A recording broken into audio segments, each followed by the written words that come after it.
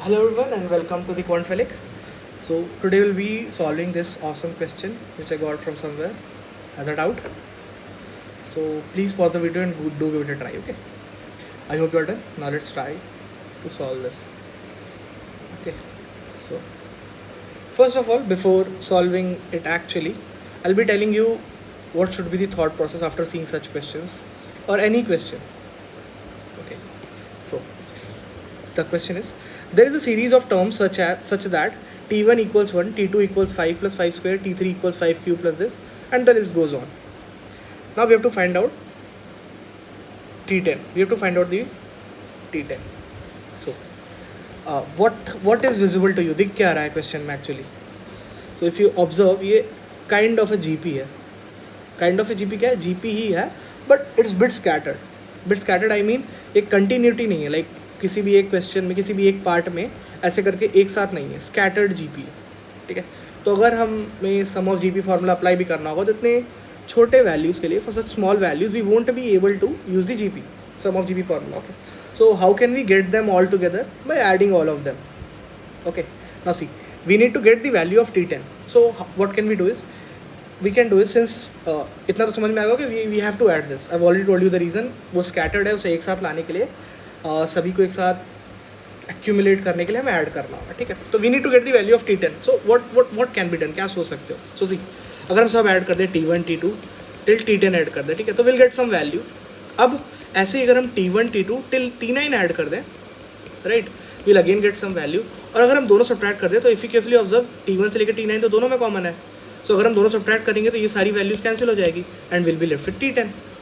So what's the aim? What should we do now? We need to find 1 से लेके t10 तक का सम and 1 से लेके t9 तक का सम, subtract it to get the answer. Okay, so चलो करते हैं. So let's write now. t1 t2 t3 and this goes on till t10, right? अब राइट हैंड साइड भी स्पॉट करना है कि वो क्या होगा. सो 1 को हम लिख सकते हैं मतलब सारे टर्म्स 5 में ही हो क्योंकि जीपी है.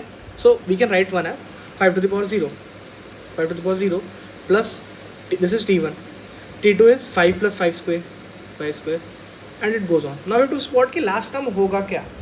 ठीक है, तो see if you carefully notice, जब 1 है तो एक टर्म है. ठीक है, wait let me write here. जब 1 है तो एक टर्म है, जब 2 है तो 2 टर्म है. ठीक है, जब 3 है तो 3 टर्म है. तो जब 10 होगा तो कितने टर्म होंगे? ऑब्वियस 10. अब now since we are adding all of this, so total number of terms कितने होंगे? टोटल नंबर ऑफ टर्म्स होंगे 1 + 2 + 3 टिल 10. अब इसका तो प्रीटी सिंपल फॉर्मूला है 1 + 2 till 10. Sum of n terms simple है, 1 starting from 1 is what? n + 1/2. n given to us is 10, so 10 n + 1 is 11/2. So we will get 55. Okay, so overall we'll be having 55 terms over here. Okay, now what will be the 55th term? 5 to the power something it will be. Okay, so it will be 55. Will it be 55? My question is, will it be 55? No. Why?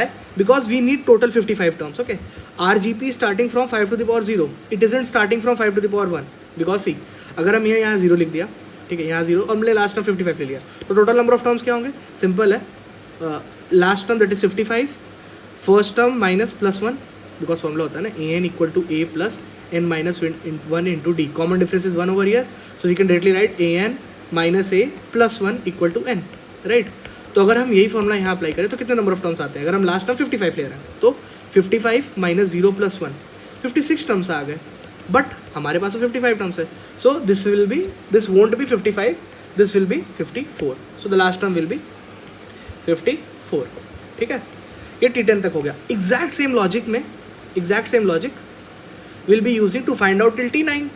So if I write it to be t1 t2 till t9, what do we get? We get 5 to the power 0 and it goes on. Last term क्या होगा इसमें spot करते हैं.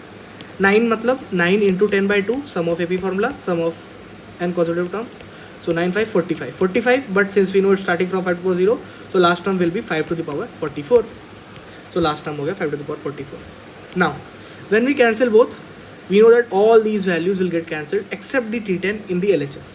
So we'll be left with t10 in the LHS. Let me write it like this. Okay, Here also all these value will get cancelled except this T10 part. Okay, so where will this T9 end? T9 ends in 5 to the power 44, so वो somewhere यहाँ होगा and next term हमारा होगा 5 to the power 45. तो देखो in T9 we do have this 5 to the power 44, so इतने terms जो है cancel हो जाएंगे, ये पूरे subtract हो गए ना, तो cancel हो गए. Hence we'll be left with 5 to the power 45 till 5 to the power 54, 45, 46 and it goes on. So we can write it to be 5 to the power 45 plus 5 to the power 46 plus dot dot dot dot 5 to the power 54. ठीक है. Now what can we take out common outside? Clearly simple smallest value जो होती है वही common outside निकलती है. Hence it will be 5 to the power 45. What are we left inside the bracket? 5 to the power 45 निकल गया तो कुछ बचा ही नहीं. We can write it to be 1. Next term will be 46 means 5 to the power 1. अब 1 को will write as 5 to the power 0. क्यों? थोड़ा अच्छा दिखने के लिए, GP दिखने के लिए. ठीक है. ऐसे करके लास्ट टर्म क्या होगा 45 54, so 9. Okay, this is what we got. Now अब तो ये जो मैंने जीपी से बात स्टार्ट ही की थी, तो अब ये दिख भी गया होगा कि दिस इज अ जीपी. ये ब्रैकेट के अंदर वाले टर्म्स जीपी में, इनका सम निकालना है हमें. सम का फॉर्मूला क्या होता है? We know that a plus a r and till a to the power a r to the power n. The formula is first term common ratio to the power n -1 upon common ratio -1. Okay, here what do we have? Here we have the first term as 5 to the power 0, or we can say a is 1. Now common ratio क्या होता है? Common ratio is second term divided by the first term. So if we divide it, we get the common ratio to be 5. Okay, so r is equal to 5. Remember, ये formula हमेशा नहीं होता है. Okay, r पे depend करता है कि आगे कौन सा आएगा. Had r been less than 1, तो ये पीछे चला जाता. It would have been +1 minus, or we can write 1 minus r to the power n upon 1 minus r. ये हो जाता. ठीक है. But since it is greater than 1, so ये फॉर्मूला हो गया. And n total number of terms कितने हैं? अगेन 0 से 9 means total there are 10 terms. Okay, so total there are 10 terms, so n equal to 10 we got. Sum will be what? Sum of GP, that is first term. First term is what? अभी हम simple ये bracket के अंदर solve कर रहे हैं, अभी इसे हमने बाहर रखा हुआ है. ठीक है. First term will be 1 r to the power 10. r क्यों लिख रहे हैं हम? 5 है ना, तो 5 to the power 10 -1 upon 5 - 1 is how much? 4. So 5 to the power 45, और ब्रैकेट के अंदर ये 1 को तो हटाई दो, into 5 to the power 10 -1 upon 4.